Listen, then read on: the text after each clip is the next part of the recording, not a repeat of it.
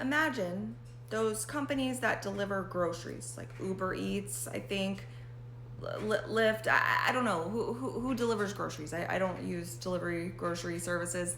But let's say prior to COVID, they charged $25 or maybe 5% of your grocery costs to deliver an order to your home. Pandemic breaks out and the government decides that they don't want people going into the grocery stores and crowding them and getting each other sick. So they decide that what they're going to do is start paying the delivery services. What often winds up happening is that once the government gets involved in paying for things, companies that are otherwise already profitable start charging more. They jack up the prices.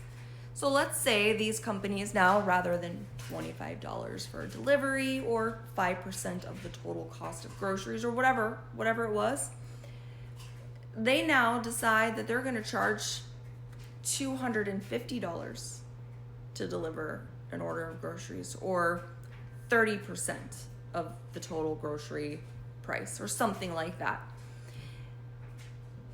And they see that they can get away with it.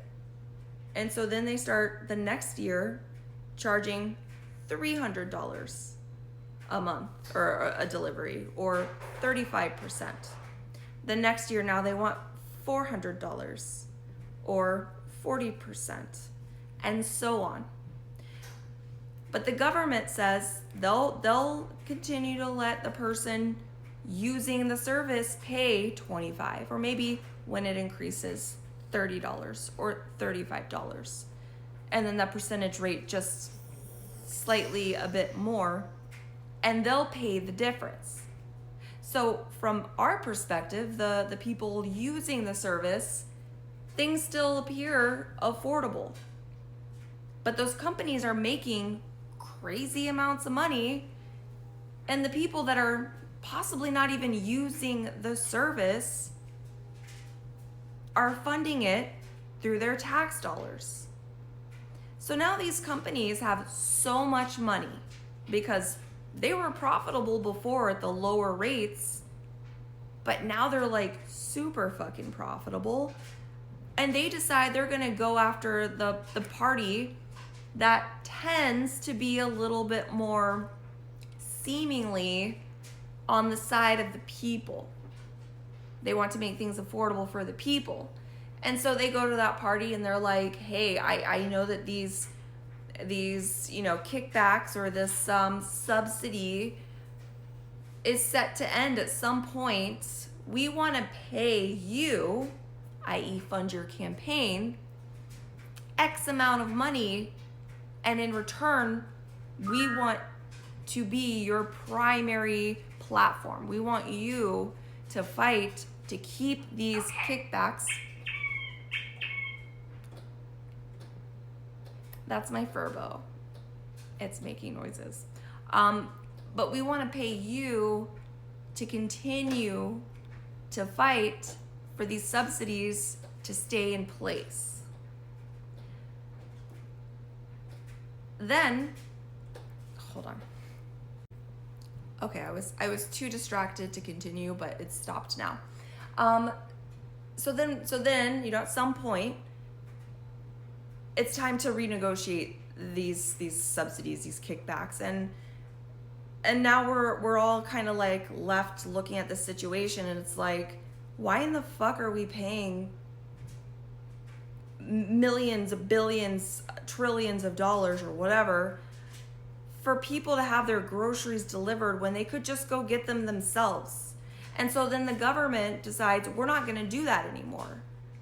Or at least one set of them decides they're not going to do that anymore. And then Americans who have gotten used to having these services and not having to pay for them, and then these companies who have gotten used to overcharging for these services, all of a sudden are like, oh, the government they're so mean. They want us all to go into the grocery stores and get sick, and they don't care about our safety, and they don't care about our companies and we're going to have to lay all these people off, when they didn't really, they were fine.